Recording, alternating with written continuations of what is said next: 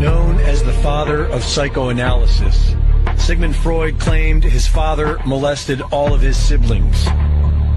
Freud was a cocaine addict, as well as a pedophile advocate, who taught that children sexually lusted after their parents, and that children who reported sexual abuse by adults had either imagined or fantasized the experience. He believed that women were the problem with society, and all their problems stemmed from not having a penis. Freud's grandson, Sir Clement Freud, has been accused of molesting multiple young girls and was suspected in the disappearance of Madeleine McCann. Sigmund Freud's sister, Anna Freud, whom Freud claimed was regularly molested and abused by their perverted father, gave birth to Freud's nephew, Edward Bernays, the father of propaganda.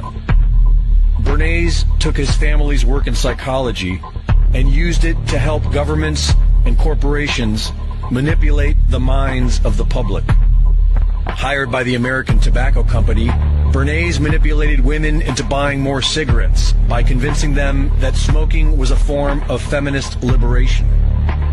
During this propaganda campaign, he dubbed cigarettes torches of freedom.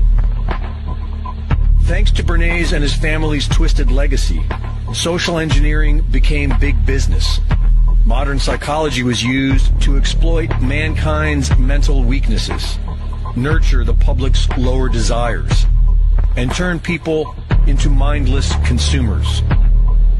Is it any surprise, then, that the great-nephew of Edward Bernays is none other than Mark Bernays Randolph, the co-founder and original CEO of Netflix? Does anyone really think this is a coincidence? Netflix has not only replaced network television as the premier home of pop culture, it is also continuing the degenerate, depraved social engineering of the Bernays-Freud legacy. In 13 Reasons Why, Netflix was accused of romanticizing suicide during a recent increase of teenage suicides.